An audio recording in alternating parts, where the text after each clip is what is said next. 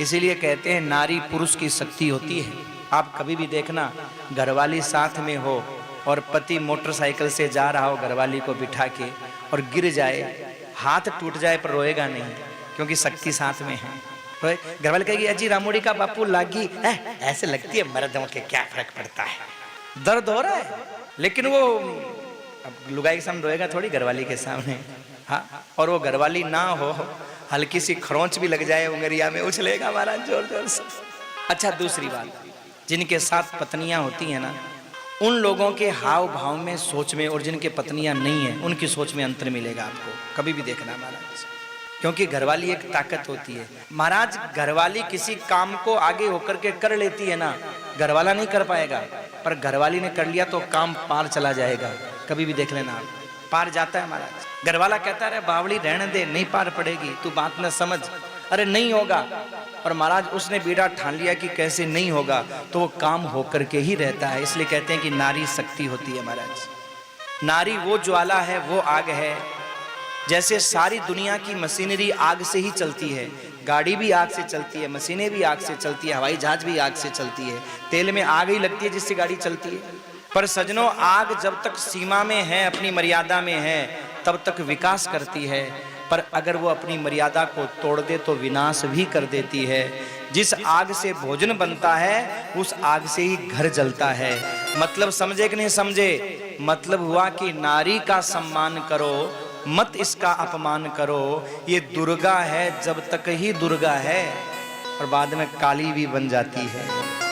हाँ, ये दुर्गा बनी रहे तब तक तो ठीक है, और दुर्गा से ये काली बनेगी ना, तो कब पति को मार करके सती बनेगी इसका कोई पता नहीं चलेगा हमारा। शक्ति है भाई, शक्ति जब तक अपनी सीमा में है तब तक विकास करती है, पर अगर किसी कारण भी अपनी सीमा तोड़ दे तो संसार का विनाश भी शक्ति ही करती है मेरे भाई। क्योंकि माँ के अलग अलग रूप हैं। इसलिए देखिए, हमारे यहाँ कहते हैं यत्र नार्यस्तु पूज्यन्ते रमन्ते तत्र देवता। जहाँ नारी का सम्मान है सजनों, देवता वहीं निवास करते हैं, और जहाँ नारी का सम्मान नहीं है वहाँ देवता निवास नहीं करते।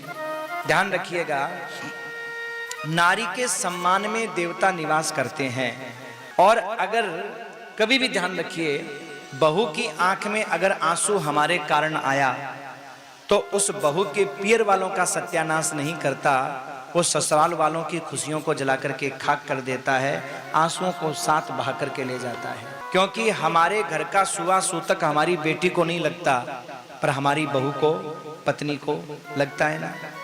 तो जब हमारे घर का सुआ सूतक हमारी बहू को लग सकता है, तो हमारी बहू की आंख में आने वाला आंसू हमारी घर की खुशियों को कैसे नहीं बहा सकता मेरे भाई। पर ये ज्ञान नहीं है हमको, इसलिए लोग नारी को अपमानजनित शब्द भी बोल देते हैं, उल्टे सीधे नशे पत्ते में आकर के। और सजनों, यही कारण है पतन का, और यही कारण है विनाश का। सजनों, नारियों ने कितनी बड़ी बड़ी गलतियां की हैं, लेकिन फिर भी आज तक उन पर हाथ नहीं उठाया गया। हमारे यहाँ दो बड़े बड़े युद्ध हुए। एक युद्ध का नाम था महाभारत, और एक युद्ध का नाम था राम रावण रामायणी का युद्ध। जानते हो दोनों युद्ध किस कारण हुए? किस कारण हुए? किस कारण हुए दोनों युद्ध? नारी के कारण। हाँ, दोनों युद्ध किस कारण हुए?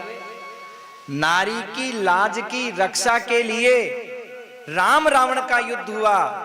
सजनों, कितने खप गए। और नारी की लाज के लिए महाभारत जैसा युद्ध हुआ।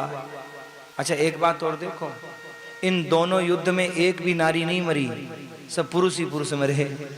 युद्ध नारी के कारण हुआ, लेकिन अंत किसका हुआ? आप देखो हमारा, यानी पुरुष किसको कहते हैं? नारी के सम्मान के लिए अपने जान की बाजी लगा देता है मेरे भाई। कुछ पशुओं से सीख लो। कुत्ते कुत्ते लड़ते हुए देखे होंगे, पर कुत्ता कुतिया कभी नहीं लड़ते। लड़ते हो तो बता दो आप, बोलो, देखो आप, कभी गौर करना। सांड है ना, सांड, सांडी बोलते हैं, क्या बोलते हैं वो? सांडी बोलते हैं ना। सांड सांड जब लड़ते हैं ना महाराज, एक दूसरे को एकदम प्राण के दुश्मन बन के लड़ते हैं दोनों, छुड़ाए नहीं छूटते हैं। देखना सांड जब लड़ते हैं तब। पर आपने कभी सांड को और गाय को लड़ते हुए देखा है? बोलो। क्योंकि वो भी नारी जाति का सम्मान करते हैं। हमारे यहाँ प्रकृति का, शास्त्रों का सम्मान जितना पशु पक्षी करते हैं ना, उतना ये बुद्धिमान कहलाने वाला मनुष्य नहीं करता।